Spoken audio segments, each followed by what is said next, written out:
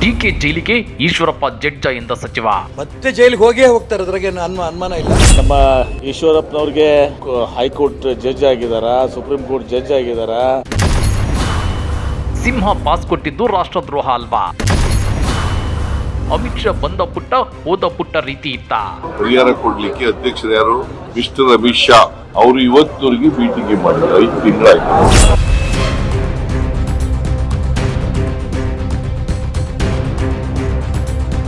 ಲೋಕಸಭಾ ಚುನಾವಣೆಗೆ ಇನ್ನು ಕೇವಲ 2 ತಿಂಗಳು ಬಾಕಿ ಇದ್ದು ದೇಶದ ಉದ್ದಗಲಕ್ಕೂ ಎಲ್ಲ ರಾಜಕೀಯ ಪಕ್ಷಗಳು ತಮ್ಮದೇ ಆದ ಲೆಕ್ಕಾಚಾರದಲ್ಲಿ ರಣತಂತ್ರಗಳನ್ನು ಹೆಣೆಯುತ್ತಿವೆ. ಇಂಥ ಟೈಮಲ್ಲಿ ಇವತ್ತು ಕರ್ನಾಟಕಕ್ಕೆ ಆಗಮಿಸಿದ್ದ ಅಮಿತ್ ಶಾ ಮೈಸೂರು ಭಾಗದ ಬಿಜೆಪಿ ನಾಯಕರ ಜೊತೆ ಸಭೆ ನಡೆಸಿ ಹೋಗಿದ್ದಾರೆ.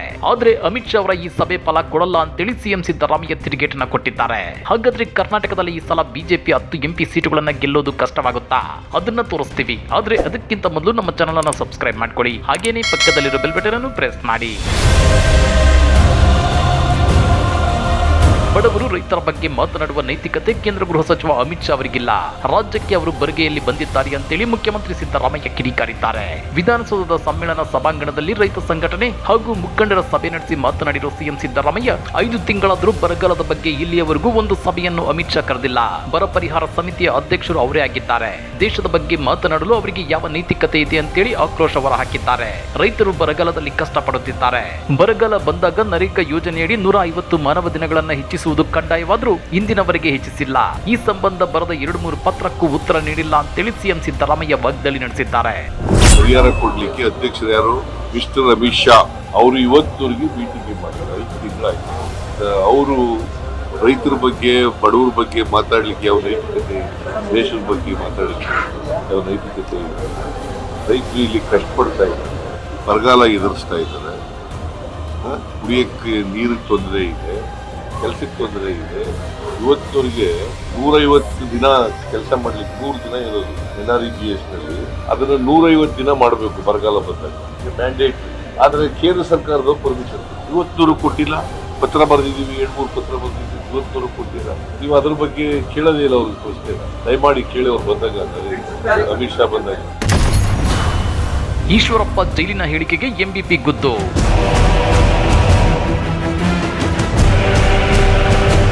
ಹೌದು ವೀಕ್ಷಕರೇ, ಡಿಕೆಶಿ ಸದ್ಯದಲ್ಲಿ ಮತ್ತೆ ತಿಹಾರ್ ಜೈಲಿಗೆ ಹೋಗ್ತಾರೆ ಅಂತೇಳಿರೋ ಮಾಜಿ ಸಚಿವ KS ಈಶ್ವರಪ್ಪನವರ ಬಿಟ್ಟಿ ಭವಿಷ್ಯದ ಬಗ್ಗೆ ಸಚಿವ MB ಪಾಟೀಲ್ ತಿರುಗೇಟನ್ನ ಕೊಟ್ಟಿದ್ದಾರೆ. ಈಶ್ವರಪ್ಪ ಏನ್ ಜಡ್ಜ?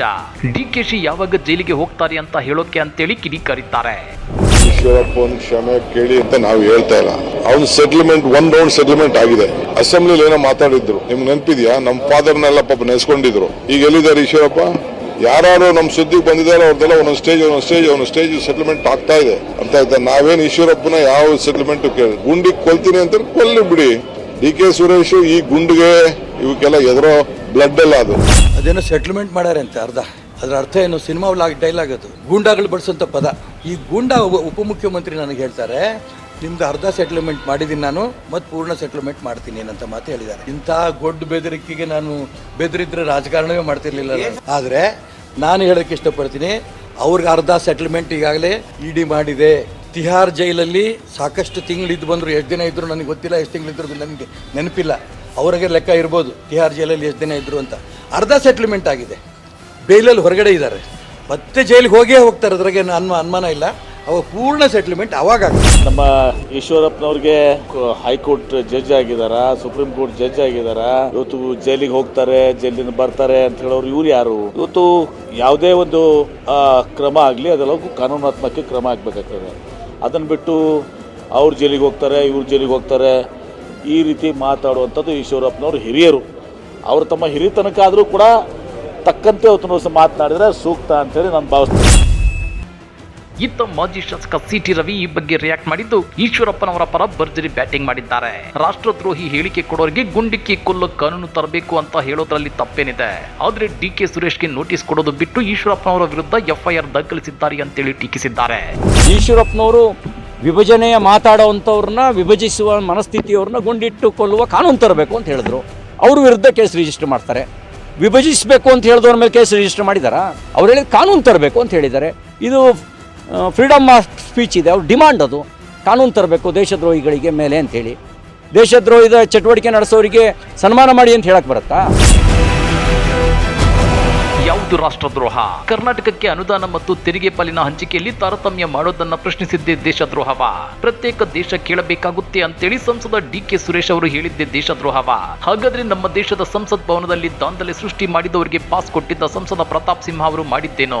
ಅವರ ವಿರುದ್ಧ ದೇಶದ್ರೋಹದ ಆರೋಪಗಳು ಸಾಮಾಜಿಕ ಜಾಲತಾಣಗಳಲ್ಲಿ ಹರಿದಾಡಿದ್ವು.